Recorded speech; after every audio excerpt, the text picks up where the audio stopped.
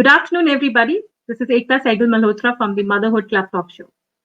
Continuing with our fatherhood series, today we have a father all the way from Hong Kong who's an IIT IM alumnus, runs a portfolio based in Hong Kong, believes in nurturing and holding on his stocks long term. And that is also depicted in his nature towards his children. He has two kids, aged 12 and 8. He himself has always been an educationist in terms of focusing on studies, passionate about sports, extremely passionate about hiking, and believes that anything that you do, you should do it with your heart and soul because talent alone cannot make you sail through. It is important to have the passion, the enthusiasm, and the will to achieve something in life. So, Anuj, a very warm welcome to our talk show at the Motherhood Club. And you have chosen a topic that a father is not just a father, but he's a friend, he's a coach. Not many are able to do this, but as I understand from our conversation, that you have been a hands-on father from the very beginning of your firstborn, who today is 12 years. So we'd like to know a little more about you and to understand that why would you say that a father is a friend and a coach? So over to you, Anuj. Yeah, thank you, Ekta, for the kind introduction. So yeah, as Ekta said, I live here in Hong Kong. I was born and brought up in India. My own father was in the army, and as a result, I grew up all across the country in India, studied in more than 15 different schools, and lived in 15 different cities. Went on to get a degree in electrical engineering and then an MBA. But I remember very distinctly that while growing up, at least till the age of 10 or 11, my mother used to spend a lot of time with me and my sister, and she used to be the one who took the responsibility of making sure that we studied properly, we did all our activities properly, and essentially laid the foundation for what we ultimately became. And both my mother and father stressed the importance of being independent, and more importantly, teach us how teach us so that we learn to earn it rather than just take things for granted. So I think that's been the foundation that I grew up with. And now, as Ekta said, I have two kids of my own, a daughter who is 12 and a son who is 8.5. And I completely believe in this philosophy that as parents, or for that matter anybody, as human beings, the only real thing that we can give to anybody, whether it is our children, our parents, our loved ones, is the time that we have.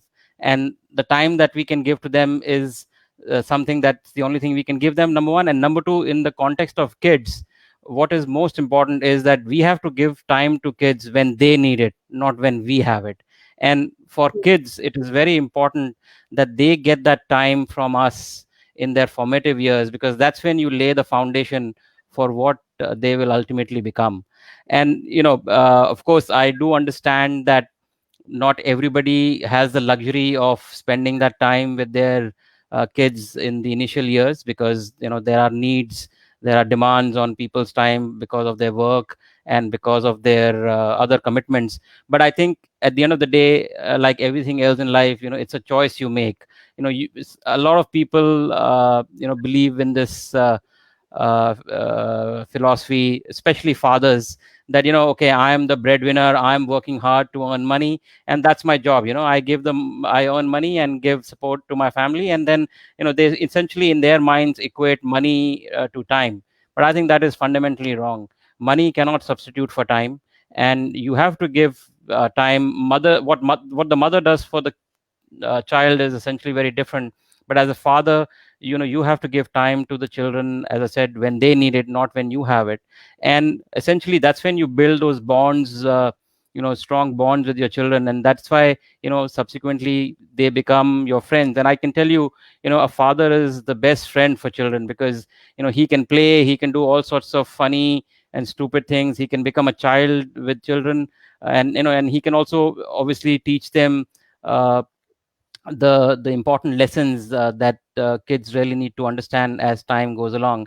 And I think that's very important. So yeah, as I said, you know you need to give them time, and that's essentially, being a friend to them and also being a coach to them. And of course, we can talk more later in terms of what specifically I mean when I say that you can be a coach to your child, not just telling them about basic things in life, but even more detailed as a real coach. Right. So, like I said that, and you, as we had discussed earlier, that you've been a hands-on father from the very beginning, and the kind of work that you do, is something which involves you to be pretty much on the work 24 hours, because you track, the stock market across the globe, and because of the time zone, you need to be at work. So, how do you manage, and what drives you to be a different kind of a father, and as you rightly said, typically fathers are more involved in the bread earning, and not just that, it's the mindset of many that, we come from a patriarchal society, that it is the mother's job essentially to take care of the children. So what drives you, what motivates you to be there with your children and be all that you are with them, which we will discuss further, as you spoke about coaching. Sure. So, Ekta, is very interesting. You mentioned about my job, and I can actually turn the argument absolutely upside down. It all has to sort of fit in, right? It's actually a puzzle. My job actually, to a large extent, gives me the flexibility to, spend my time the way I want to spend it. Gives me the flexibility and the freedom, to be the master of my own time, and that very beautifully links with the thing I mentioned earlier, that time is the only thing that I can give to anybody, whether it is to my parents, to my siblings, to my children. And therefore I think managing time is, because that's the only resource I have, and managing that is the most important thing. So of course you have to juggle and wear many hats. You could be a portfolio manager at 11 a.m. in the morning, and you could be a dedicated coach to your daughter at 3 p.m. in the afternoon, and that's the juggling that you have to do with your time.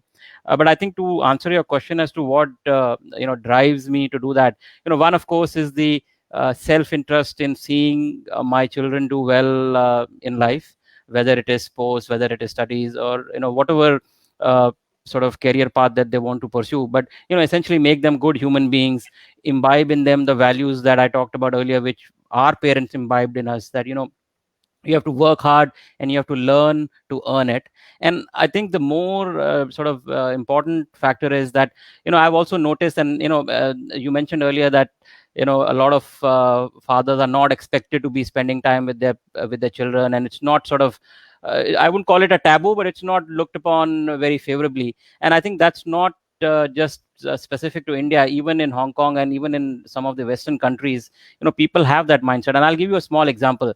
I mean, my daughter is 12. She's been in the school now for almost 8 years, and I have been to each and every sports day of hers. My son is 8, and he's been in the school for the last 4 years, and again I've been to each and every sports day of hers. And I've seen them grow, and I've seen those moments, when they are either doing a race or participating in any activity. And I had this conversation. So initially, when I used to go there, they'll be like 30 mothers and maybe two fathers, me and some other dude. And these, and that's the irony. These women would come to me and say, well, don't you have anything else to do? Don't you have a job? And I would actually retort back to them and say, you know what, you are here doing your duty with your children and seeing their beautiful moments. You know what your husbands are missing? They don't even know the beautiful moments of what their kid did, or how he won the race or celebrated. So though your husbands are the ones who are missing out, and they are spending their time in whatever they're doing. And I understand the constraints that people have, but I think it's a choice you make. And I don't think anybody is so busy that they can't take out time to be a part of those beautiful moments. And I think those small incidents, small moments, are the ones that drive you to spend time with the kids. And I can tell you, this is of course from my perspective as a father, but when you talk to your kid, when you talk to a child and when he wins a race, or even whatever he does, he whatever sport he's doing, the kid is always at the he's sort of with his eye on the side, always looking at you as to what is my mother seeing, what is my father seeing, is he or she acknowledging what I did. He wants that appreciation, he wants that acknowledgement, because at the end of the day, we are their parents. They look up to us. I mean, as they always say, right, as a child you never choose your parents, and neither do parents choose the child. But essentially that's the bond, right? We look up to each other. And the last thing I would say is that once you spend that time with your children, and in whatever uh, area that they want to pursue, like for example my daughter plays football, it is such a it is such an inspiration. For example, my daughter she's actually an inspiration to me, because when she does well, and when I am part of that whole journey and that whole process, it actually gives me a lot of inspiration, and a lot of course, as a father you feel very proud, but it also inspires you that see, I have done small contribution in her journey, she is doing well. It obviously is a reinforcing cycle, and I think that gives you real joy.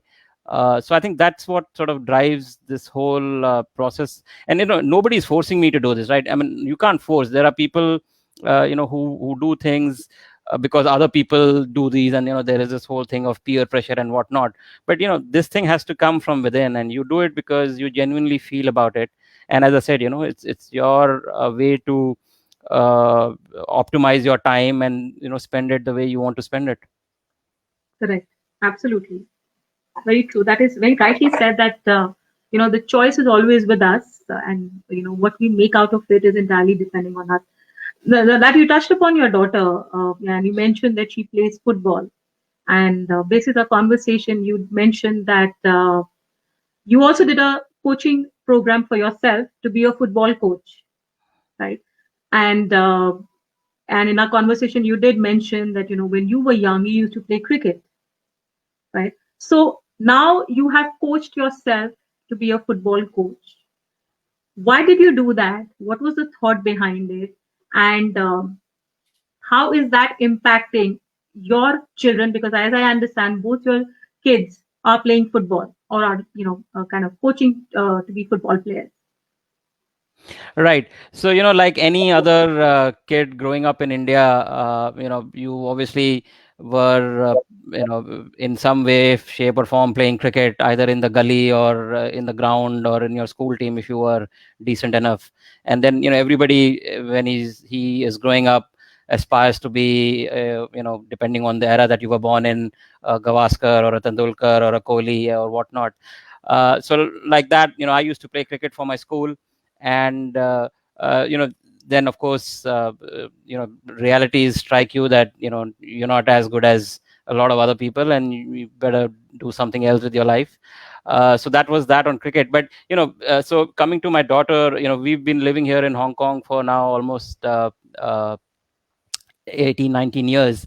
And when our daughter was about 4.5 years old, is when we introduced her to football. And she really loved it. She really loved kicking the ball and running around with the ball. And we then really encouraged her to continue to play football. And uh, at the age of sort of 6, her sports teacher in the school, who's actually an amazing coach in my opinion, she's a lady herself, and she's the sports teacher in the school. She actually told her that she's noticed that she really has very good control of the ball. She has very good control and a sense of the game, of the football game. And we should actually encourage her and give her proper coaching. So that's when we thought that, okay, we should enroll her into a proper football training program.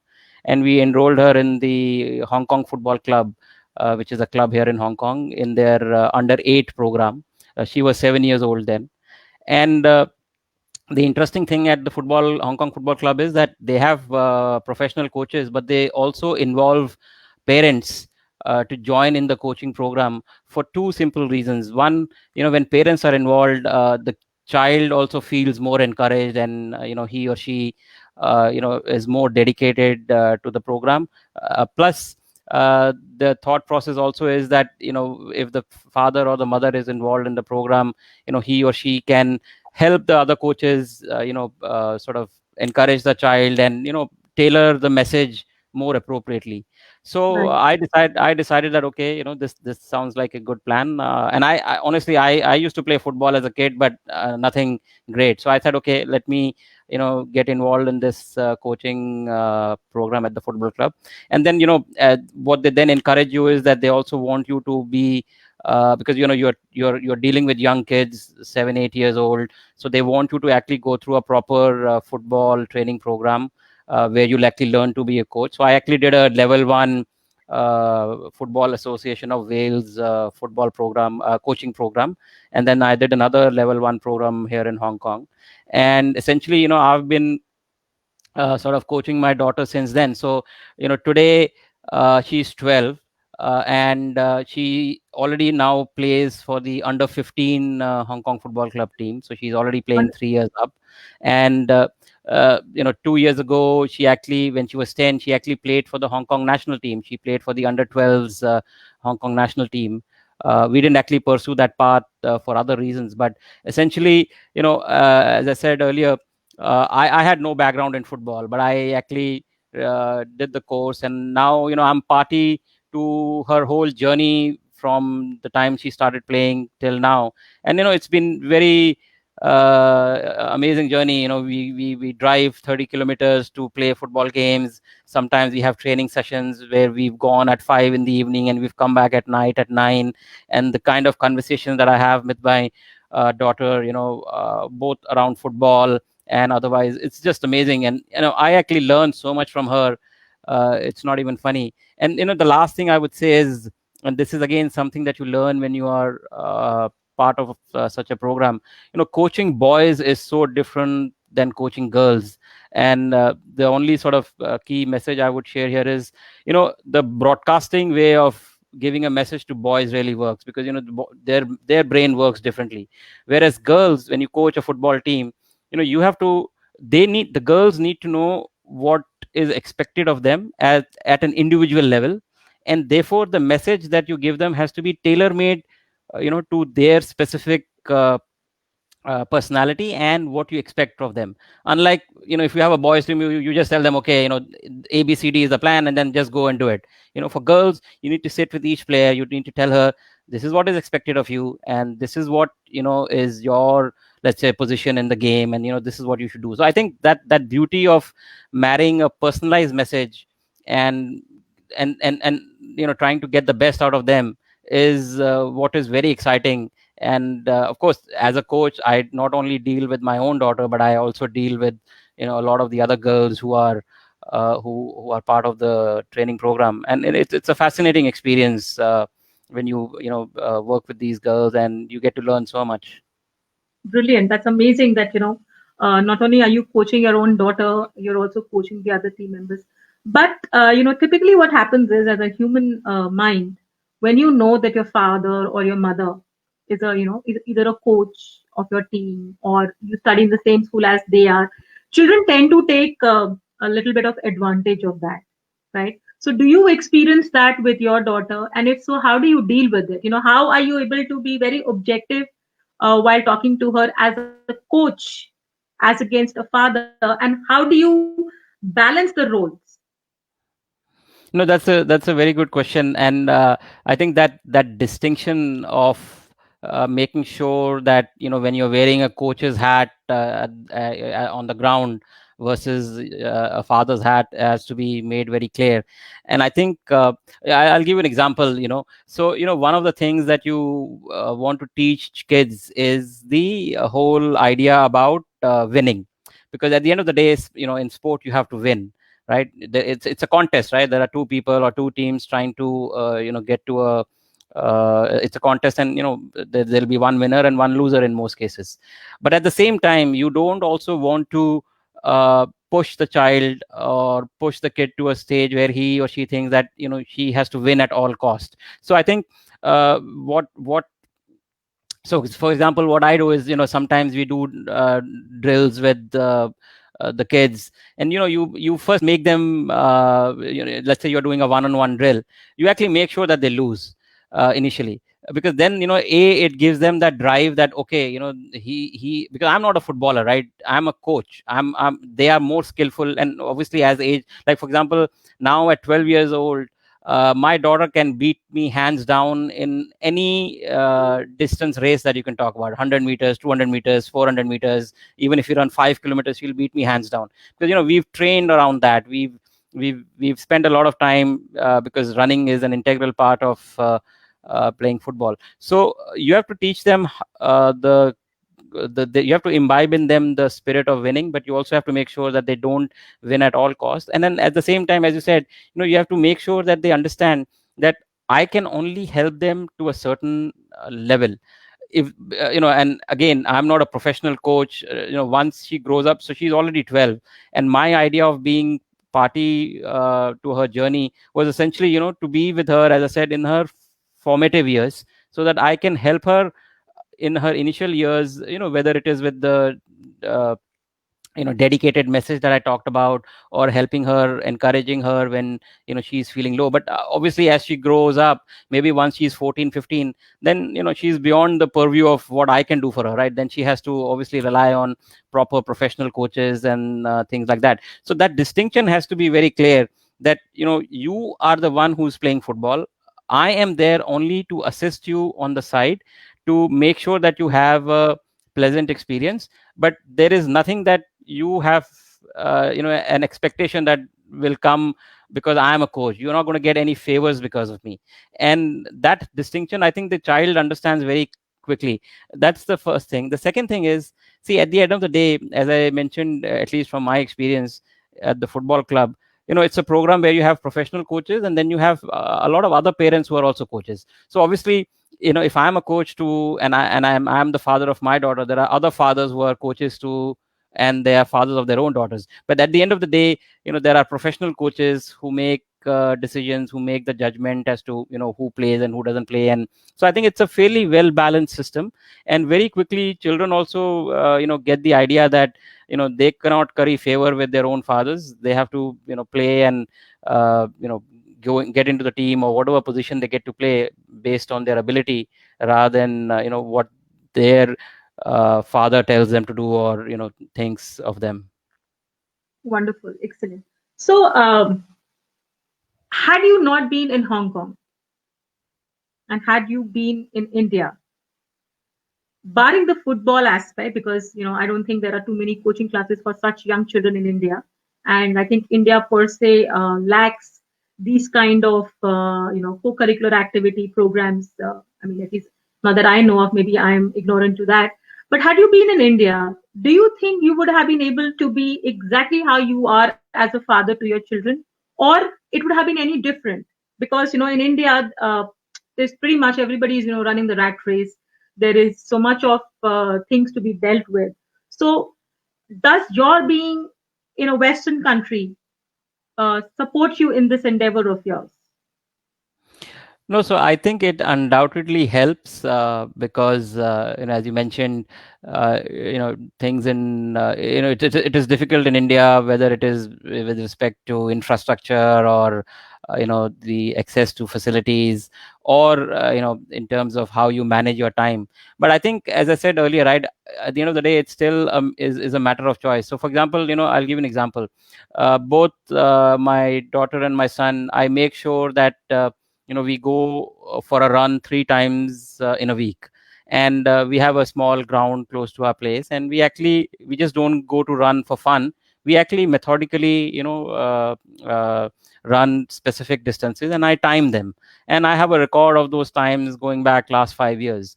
So I think things like this, people who are really keen and want to make sure that they want their children to be sporty, they want their children to be healthy, they want themselves to be healthy and fit. I mean, people take out time in India also to go to a gym or to do exercise. So it's the same thing, right? You have to just make sure how you manage your time, and take out that time for this activity. And I think second thing is, it's like what you prioritize in life, right? At the end of the day, I totally disagree with this argument which a lot of people make, especially in India, कि यार time ही नहीं मिलता, पूरा दिन तो ऐसे ही निकल गया, office में, and ये, dealing with this and dealing with that. I think I just don't believe that is a cogent argument, for the simple reason that these people don't sit down and really uh, optimize their time. They just get so engrossed in the day to day activities of life that and that just consumes them. So you have to, if you want to take out time for some activity, you have to first of all think that that is important in your life. If it is important, then of course you will put it higher up in the priority order, and then you can easily cut time from generally chit chatting in office or having chai for 2 hours, and get done with your work quickly and come back home. So I think, yeah, Right. it can be done. I understand the challenges of infrastructure and access to facilities, etc., but I think that's improving very significantly. I mean, I spent about 4 weeks in India in the month of February, and we managed to get very good training for both our children, because we wanted to make sure that they don't miss out on their football training. And this was in Chandigarh and in Noida, and we were able to figure it out. So I'm sure people can easily figure it out. It's just a matter of how committed they are and what is important to them in terms of their own priority order. Absolutely. I think that is the key, that you really need to be one disciplined in your approach. You need to be committed, and that whole time management is something that I think a lot of people need to learn.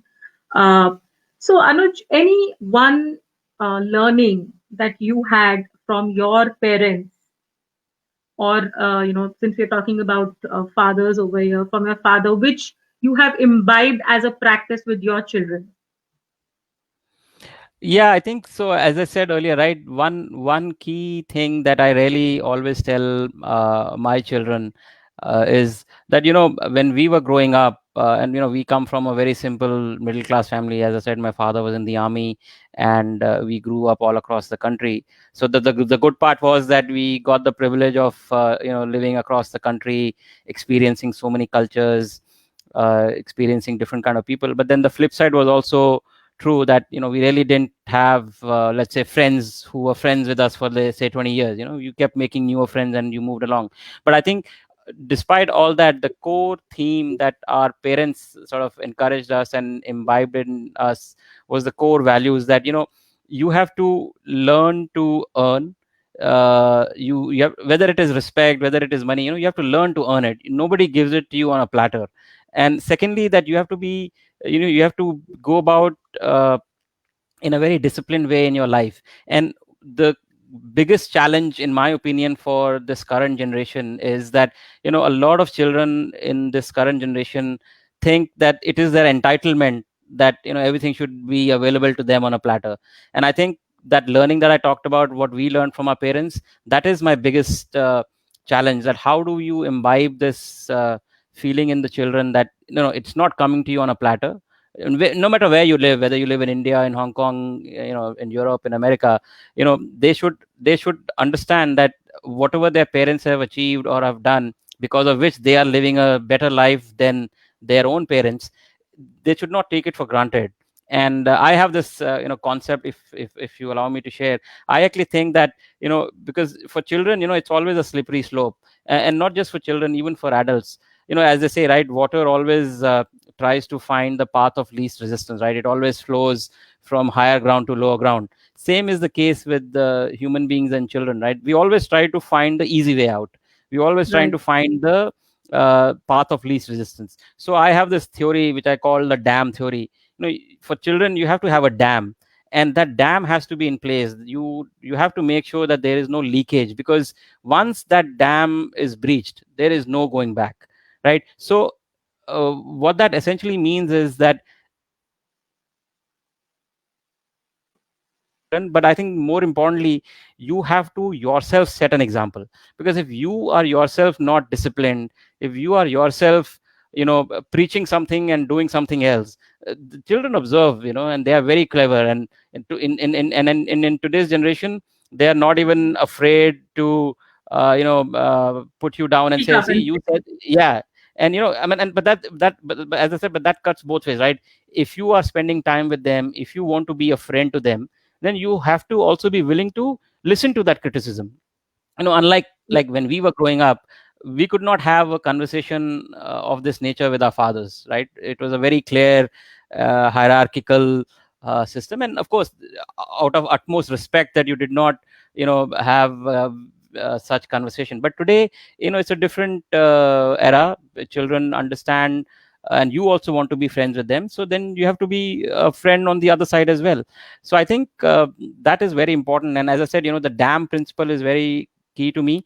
It could be anything, like what age should you give a phone to your child, or should you give an iPad to your child, or should you give, should you sort of acknowledge any request or desire that they come up with, that I want this, I think you have to be very clear, and you have to make sure that the child understands that what is a need and what is a want. And if he's just wanting things, I think that's a no go.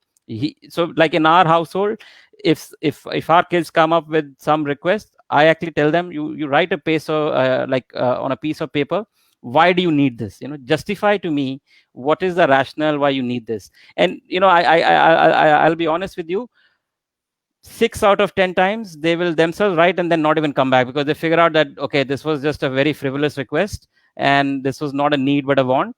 And then in the other 4 cases, they will make a justification as to why they really need that thing. So I think those things are very important, and that's the learning we had from our parents, and we have to pass it on to the next generation. And it's not easy.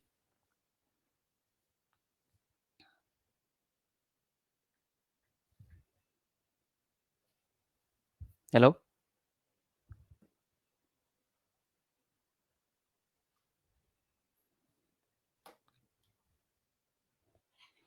Bani, I think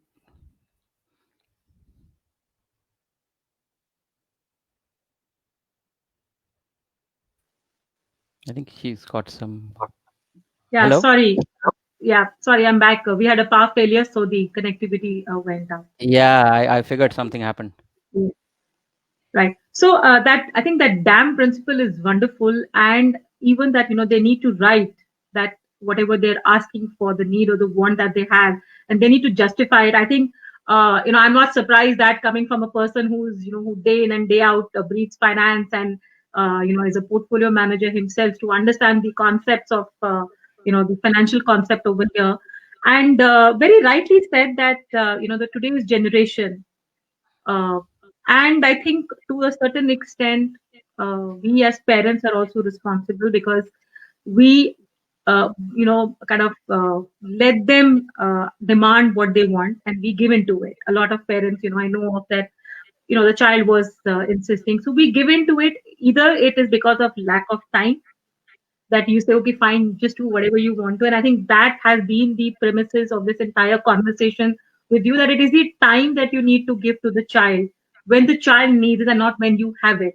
So, very well said. So, you said that you're also a friend. We've spoken about the coaching aspect, and you spoke about the fact that you're also a friend, and also mentioned that during our parents' time, or during the time when we were growing up, very rarely could you really question the parent, that why this and why not that, of course. And that happens more often than not in today's generation. And fathers were more so viewed as a as a figure where you really had to be disciplined in front of them. And with the mother, you could still be very casual, or you could just have your way with her. But when it came to the father, there was a big question mark. That fear, element of fear was there, whether it was out of respect, or the way one was told, okay, oh, he's the father, you got to be very careful about that. Now, how do you balance that? From, like, again, it's a similar question to being a coach and a father, but the moment you convey to the child that you are a friend to them, there are certain liberties that they will take, and then they will turn around and say, but you said that you're my friend. So how does a parent and the friend balance out over there? And what if at all they take any undue advantage, then how do you deal with it? If you could share that with an example. Sure. No, so you are right. I mean, as you rightly said, Ekta, life is actually all about balances, right? On one hand, and on the other hand, it's all about balancing. So if you want to be a friend with them, as I said earlier, then you also have to be willing to be that friend on the other side, and they will say things to you. So for example, you know uh, uh, in our times, as you said, we used to respect our parents. Of course, even these kids respect their parents, but it was a very strict hierarchy, and you could not have very frivolous conversation with your father, especially. But in, like, for example, in my case, I actually have my most of the time they don't even call me papa, they call me with the nickname that they've given me. And so that's it is to that extent. Now, of course, the challenge always is that you want to make sure that they don't cross the boundary where they start taking liberties and in some way disrespecting you. Because it's possible, because if they think you are a friend, and if they have a similar conversation with their own friends in school or otherwise, they might think, yeah, theek hai, we can say these things to him also. So I think the way you sort of manage that, and I'll be honest, it's not easy, because at the end of the day, you also want to make sure that you don't reprimand them for every small misdeed that they do, because then they will not open up with you, and they will not be the friend that you want them to be. So it's Right. not easy, but I think what you can do is, you can when you, and I think that's the beauty of having a very frank conversation, right? You don't have to set rules, but you can have some guardrails that, okay, these are the boundaries and these are the boundary conditions. We will respect you. And there are many instances where I've had fights with my daughter, because if I tell her that you have to respect me, or she will come back and retort saying you have to respect me too. So then we say, okay, these are the guardrails that we will follow. Even I will not say certain things to her, or things that are which, even let's say, if you have two friends, there is a difference between having a casual banter and having a slightly malicious conversation. So I think you have to set those guardrails so that you respect her, and then she will respect you back. And I can tell you the kind of conversations that I have with my 12-year-old. They, as I said earlier, they are so enriching, because she comes with a different perspective. Obviously, she's young. She and in this generation, kids have access to so much more information. So she comes with a different perspective. So now, actually, whenever I do something, or I'm thinking about doing something, whether it is planning about something, or in fact, I kid you not, sometimes I've even asked her about stocks, like, okay, I'm looking at this company, what do you think about, do you think this makes sense? And without having any context of that underlying business, she will hear me out, and she will give her perspective, which sometimes is very valuable, because you've not thought about it that way. She's coming from a different fresh perspective, which is very important. And as a human being, as a fund manager, and we are long term value investors, so that the whole idea of keep continuing to learn is the whole core of the process, because if you don't learn, then you Absolutely. just stagnate. So I think it's very important to have those guardrails, and make sure that they don't overstep that. And you also have to then respect those guardrails. I think that is very key. So it has to be both ways. And Absolutely. so yeah, I think that's the way, at least we are trying to do it. And of course, I have fights with her, and even with my son, and we have all sorts of arguments. And I would say I probably lose 80% of those arguments, but that's fine. uh, But but for me, that- the satisfying factor is that she gets something out of those arguments. She learns something which will help her or him, my son, in their lives. And so that's the way we think about it. Wonderful. So I think, you are actually preparing them for, when they're going to step out into that ugly, cruel world, that, life is not a cakewalk. There are many challenges that you will face. You are helping them take decisions. What is it that they need? What is it that they are, wanting but is not really required? With an open flow of communication with them. And of course, setting those guidelines, those boundaries, for them to realize that what is fundamentally correct and not, and imbibing the right value system, because I think that, to my mind, forms the core of an individual. And I always believe that mentoring or coaching is a two-way process. If you are imparting something to someone, there is a lot that you get back also in learning. And I think you're doing a wonderful job with your kids.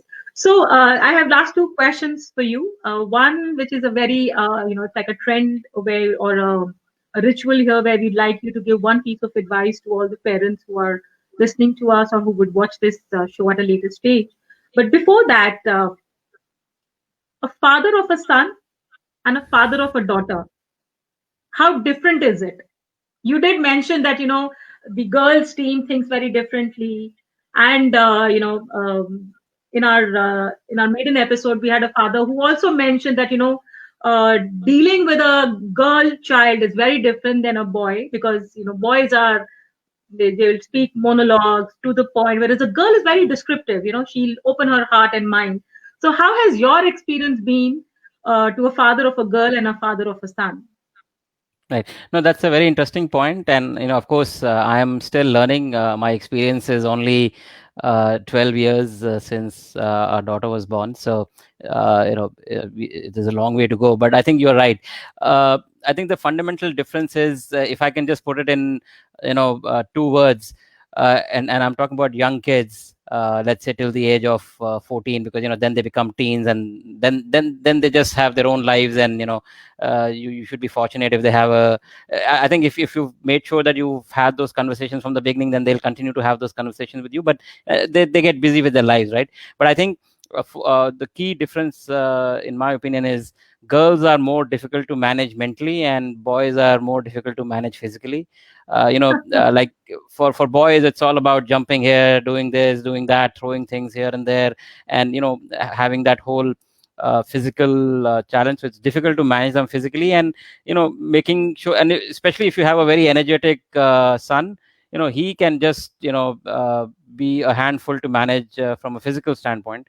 Girls, on the other hand, are obviously they mature much earlier, and and therefore their ability to have those conversations and question you is much more advanced at a very young age, and therefore, as I said, it's very difficult to manage them mentally. And I have to say this, that a lot of parents ask us, that do things become easier as kids grow older, and I always tell parents that the easiest child to manage is the newborn, because all he needs is milk and food, and that he be cleaned when he or she has soiled his bed, and that's it. He doesn't move, he doesn't do anything. But as they grow older, the the whole the number of variables just keep getting added, and as the more the variables, the more difficult it is to solve the equation. So they start moving, then you're worried ki he might, she might, or he might fall from the bed. Then they start talking, and initially they're just doing blah blah blah, but then they start learning from the outside world, and they start having conversations with you. So it's a good experience, but then it comes with its own constraints. Then they start questioning you. So yeah, as I think, as the kids grow older, it probably just keeps becoming more and more challenging, and therefore, as a parent, you also have to keep adapting.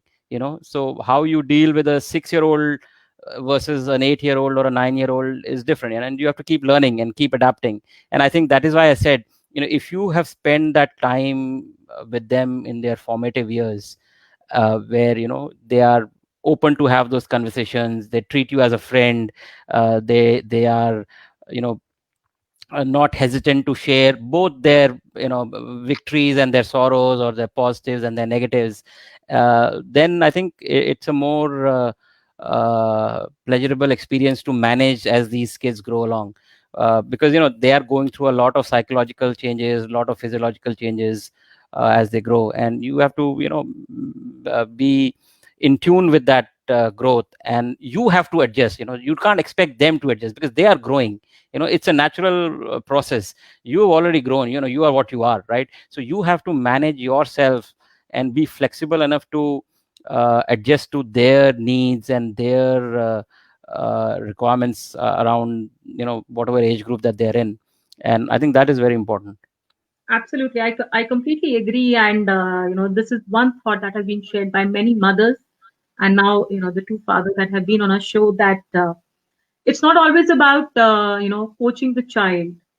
It is about coaching yourself, because we are the ones who come with a lot of legacy, with a lot of baggage, with a lot of our own perception. They are there with a clean slate.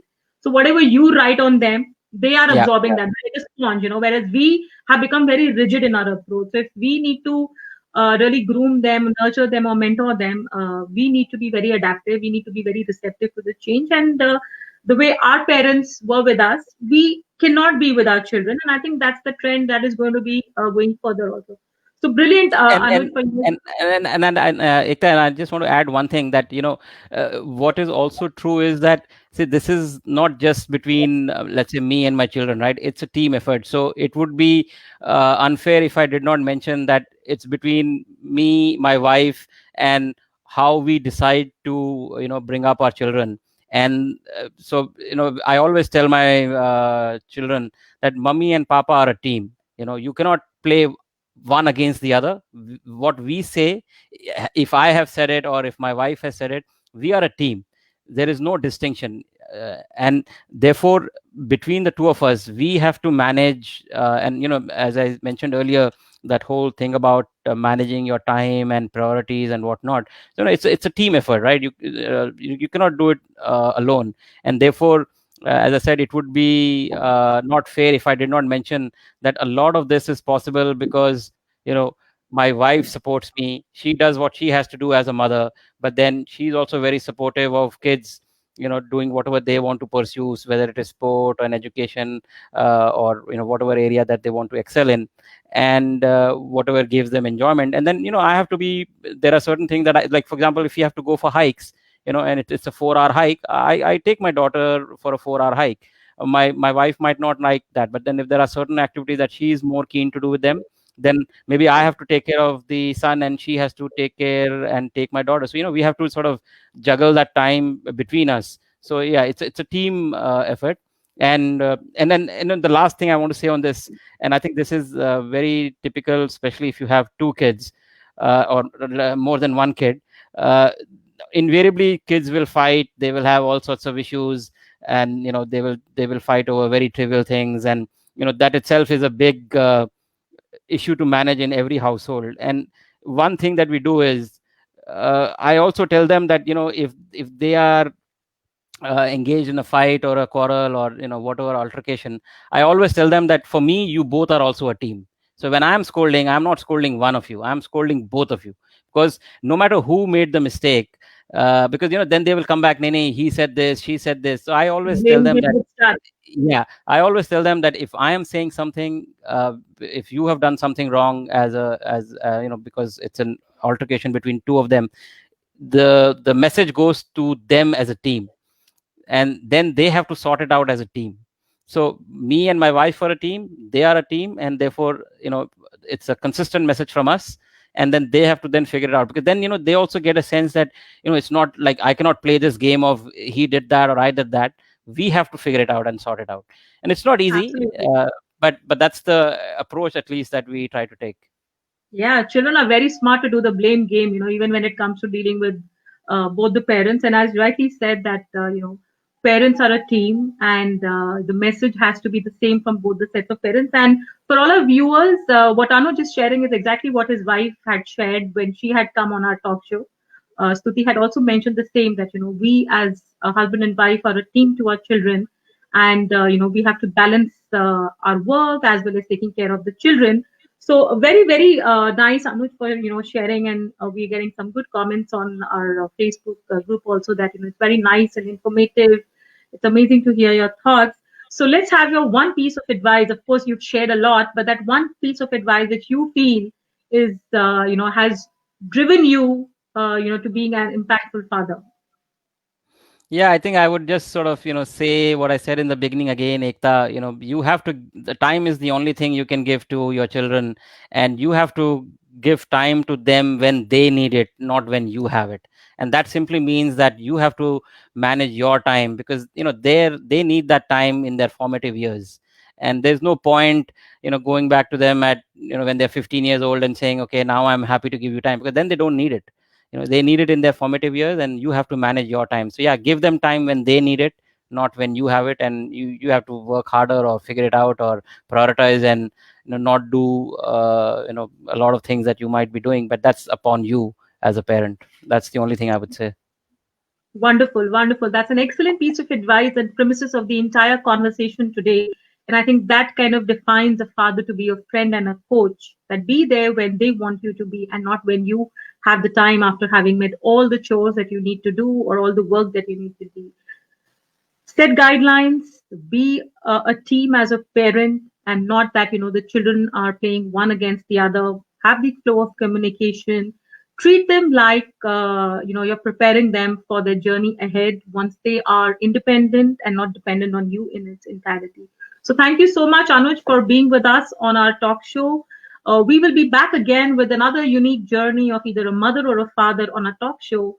Till then, this is Ekta Sehgal Malhotra at the Motherhood Club Talk Show. Be safe and let's gain from each other and see how much can we imbibe. And Anuj, I'm taking back a lot of things from you, to groom my 4-year-old. And as I always say, that these conversations, be it with a mother or a father, are very enriching and definitely help me as a parent to groom my child.